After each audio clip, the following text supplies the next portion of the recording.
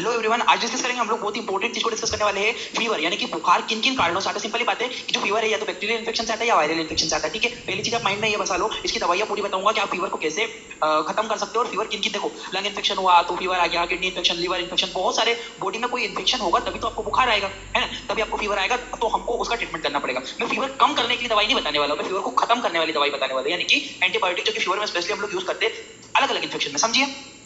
सबसे पहले देखो गाइस, मैं कम आज वीडियो में कम मेडिसिन बताऊंगा, पर बहुत ही ब्रीफली आपको बहुत अच्छे से एक्सप्लेन करूंगा हिंदी भाषा में। सिंपली पहली चीज है जो सबसे पहले जो मेडिसिन आती है वो आती है हमारी सिप्रोफ्लॉक्सासिन। सिप्रोफ्लॉक्सासिन जो मेडिसिन है गाइस, सिप्रोफ्लॉक्सासिन हमें टैबलेट फॉर्म में भी अवेलेबल रहती है, टैबलेट फॉर्म के अलावा वो हमें आईवी फॉर्म में भी मिल जाती है। तो देखिए, ये एक एंटीबायोटिक सभी ग्राम पॉजिटिव और ग्राम नेगेटिव बैक्टीरिया को नष्ट करती है। ठीक है, सिंपली बात समझना है कि ये जो एंटीबायोटिक होती है ये हमारे सभी प्रकार के ग्राम पॉजिटिव और ग्राम नेगेटिव बैक्टीरिया को नष्ट करती है। ठीक है, यह एंटीबायोटिक शरीर में उपस्थित एरोबिक इंटेस्टाइनल फ्लोरा को भी कोई नुकसान नहीं पहुंचाती है। देखो, सिप्रोफ्लॉक्सासिन की एक सबसे अच्छी क्वालिटी एरोबिक इंटेस्टाइनल फ्लोरा, ये क्या होते हैं, जैसे लैक्टोबैसिलस हुआ, आपके आपके इंटेस्टाइन में पाए जाने वाले ऐसे अच्छे बैक्टीरिया जो कि हमारे डाइजेशन के लिए बहुत ज्यादा जरूरी है। जैसे लैक्टोबैसिलस दही में पाया जाता है, हमारे शरीर के लिए बहुत जरूरी होता है। बट अदर एंटीबायोटिक कुछ ऐसी होती है कि वो हमारे शरीर के इन फ्लोरा को, जो गुड गुड बैक्टीरिया होते हैं, उनको नष्ट कर देती है, परंतु सिप्रोफ्लॉक्सासिन उनको कोई भी नुकसान नहीं पहुंचाती है। चीज ध्यान रखना आप लोग, ठीक है। उसके बाद एक नई चीज आती है, इस एंटीबायोटिक का असर लंबे समय तक रहता है, अर्थात यह दवाई बंद कर देने के बाद भी यदि बैक्टीरिया वृद्धि करता है तो उसे पुनः नष्ट कर देती है। इसकी सबसे अच्छी क्वालिटी पता है क्या होती है सिप्रोफ्लॉक्सासिन की, कि यदि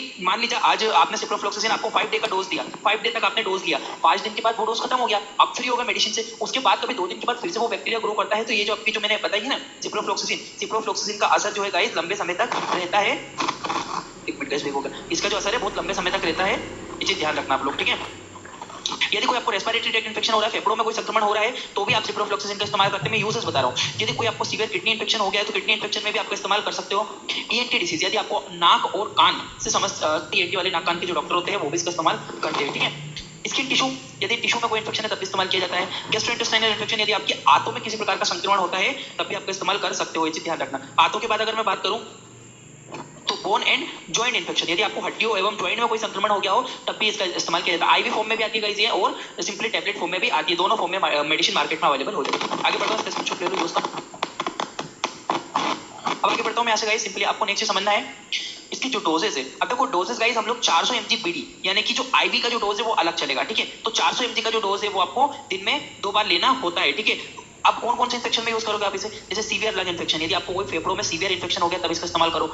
सिस्टेमिक इन्फेक्शन, यदि संक्रमण, सिस्टेमिक इन्फेक्शन में यदि संक्रमण रक्त में हो गया, यानी कि कोई इन्फेक्शन यदि आपके ब्लड तक पहुंच गया हो, यदि कोई इन्फेक्शन आपके ब्लड तक पहुंच गया हो तब भी इसका इस्तेमाल आप कर सकते हो, ठीक है। आईवी इन्फ्यूजन का। सीवियर स्किन इन्फेक्शन, यदि आपको बहुत ज्यादा कोई सीवियर स्किन वगैरह में कोई इन्फेक्शन हुआ है तब भी इसका इस्तेमाल किया जाता है, ठीक है। यूरिनरी ट्रैक्ट इन्फेक्शन, यदि आपको यूटीआई वगैरह हो गया हो तब यूटीआई में भी इसका इस्तेमाल किया जाता है, इंपॉर्टेंट होती है यूटीआई में भी है। इसके अलावा इन्फेक्शन ड्यूरिंग द सर्जरी, यानी कि या तो कोई सर्जरी ड्यूरिंग द सर्जरी या सर्जरी के बाद में क्या होता है इसका इस्तेमाल किया जाता है। उससे क्या होता है गाइस, ताकि हमें कोई अदर ऑर्गेनिज्म इन्फेक्शन हो गया हो, इन्फेक्शन ड्यूरिंग द सर्जरी वगैरह के समय पे तब इसका इस्तेमाल किया जाता है। स्क्रीनशॉट ले लो। अब आते हैं नेक्स्ट, जो अगर मान लीजिए सिप्रोफ्लॉक्सासिन टाइफाइड अगर हो गया है किसी व्यक्ति को, तो नॉर्मल टाइफाइड हुआ है तो हम 250 mg के टैबलेट को बीडी दिन में 2 बार दे सकते हैं। यदि बहुत ज्यादा सीवियर कंडीशन पे इन्फेक्शन हुआ है तब 500 mg के टैबलेट बीडी दिन में 2 बार मरीज को दी जाती है, ये चीज ध्यान रखना आप लोग। इसका स्क्रीनशॉट ले लो, फिर मैं आगे बढ़ता हूँ यहाँ से।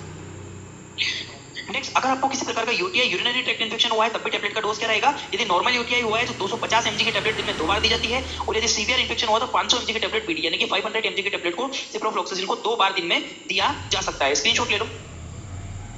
नेक्स्ट आता है लंग इन्फेक्शन, ठीक है। यदि फेफड़ों में आपको कोई सीवियर संक्रमण हो गया हो, फेफड़ों में ज्यादा इन्फेक्शन देखने को मिल रहा है, तो नॉर्मल यदि इन्फेक्शन है तो 250 mg की टैबलेट को बीडी दिन में 2 बार मरीज को दे दो। यदि बहुत सीवियर इन्फेक्शन हो रहा है तो 500 mg की टैबलेट को बीडी दिन में मरीज को 2 बार दे दिया जाए, ठीक है। ये भी इंपॉर्टेंट है, ले लो इसका स्क्रीनशॉट, फिर आगे बढ़ता हूँ।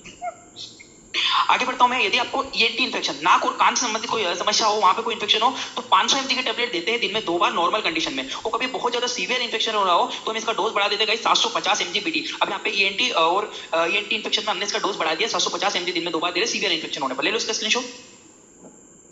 अगर बोन और जॉइंट, हड्डी और जॉइंट में कोई संक्रमण हुआ है तो इसका जो डोज रहता है 500 mg बीडी दिन में 2 बार देते हैं नॉर्मल इन्फेक्शन में। यदि हड्डी और जॉइंट में ज्यादा इन्फेक्शन है तो सीवियर इन्फेक्शन में 750 mg की गोली को दिन में लगभग 2 बार मरीज को दिया जाता है, ध्यान रखना। ले लो इसका स्क्रीनशॉट, फिर आगे बढ़ो।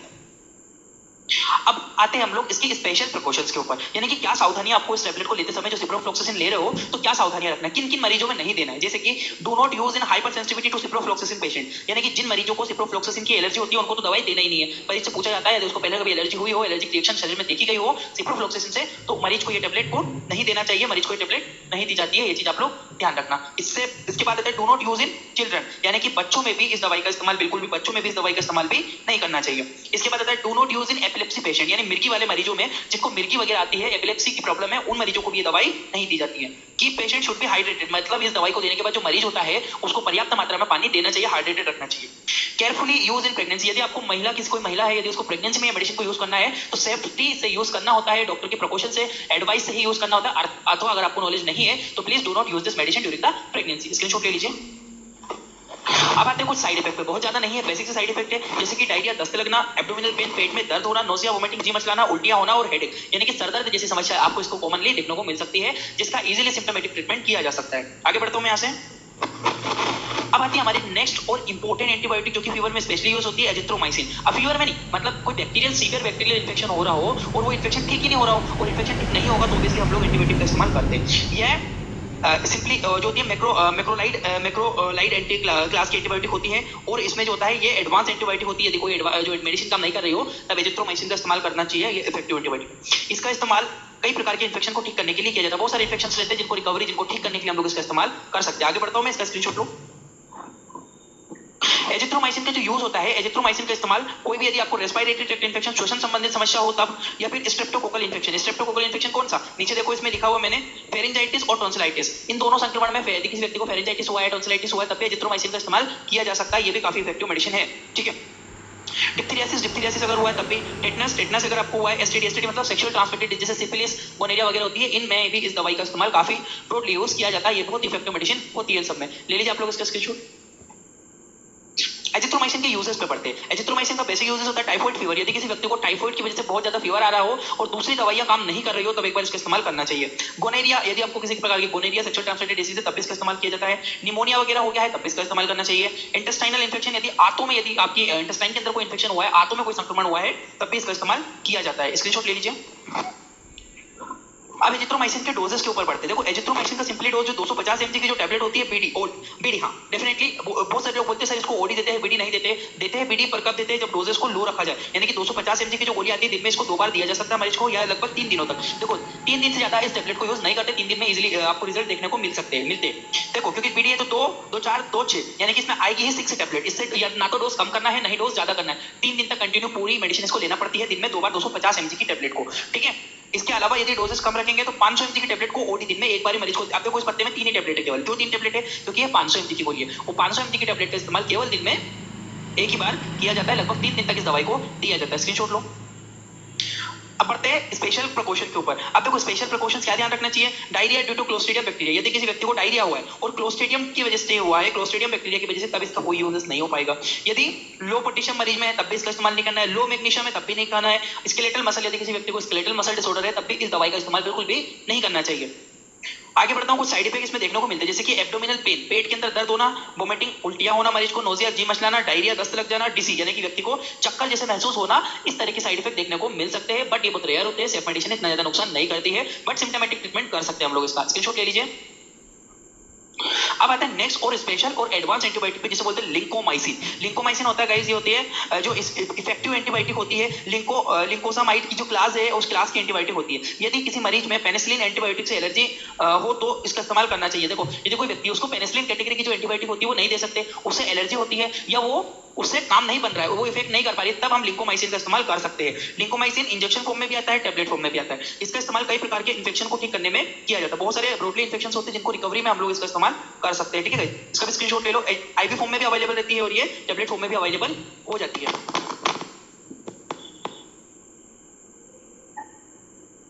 आगे बढ़ता हूं यहां से लिंकोमाइसिन के यूजेस पे। यदि किसी व्यक्ति को ईयर का इंफेक्शन हुआ है, कान का कोई संक्रमण हुआ है, यदि व्यक्ति को बोन और जॉइंट का इंफेक्शन, हड्डियों का संक्रमण हुआ है, निमोनिया वगैरह हो गया, स्किन में कोई इंफेक्शन हो गया या हार्ट इंफेक्शन, यदि कि एंडोकार्डियाइटिस जैसी समस्या अगर हो रही है तो ये टैबलेट काफी इफेक्ट करती है, काफी इफेक्टिव मेडिसिन है, इसका इस्तेमाल इजीली किया जा सकता है। ले लो स्क्रीनशॉट, फिर आगे बढ़ रहा हूं मैं। अब इसकी डोजेस पे पड़ते हैं। नॉर्मल यदि इन्फेक्शन हो तो 300 mg की जो टैबलेट है या 300 mg का इंजेक्शन है दिन में 2 बार दिया जा सकता है। सीवियर इन्फेक्शन में इसको 600 mg पीडी दिया जा सकता है। सीवियर इन्फेक्शन में बेसिकली एंटीबायोटिक आईवी का ही इस्तेमाल करना चाहिए लिम्फोमाइसिन का। आप देखते हैं इसके कुछ साइड इफेक्ट, जैसे कि आपको एब्डोमिनल पेन, आपको कुछ एब्डोमिन में पेट में दर्द हो सकता है, हार्ड बर्न, छाती में जलन जैसी लगने को मिल सकती है, वोमिटिंग, उल्टियां हो सकती है, नोजिया, जी मचला सकता है, एसिडिटी और डिजीनेस, ऐसी समस्या आपको देखने को मिलेगी। तो गाइस इन कंडीशनों से आपको यदि फीवर डेवलप होता है, इन कंडीशन से फीवर आता है, तो ये दवाइयां आप इजीली यूज कर सकते हो, इफेक्टिव एंटीबायोटिक है और बहुत ही ज्यादा अच्छी होती है। थैंक यू फॉर वॉचिंग आपका अपना इंडियन मेडिकल लेक्चर।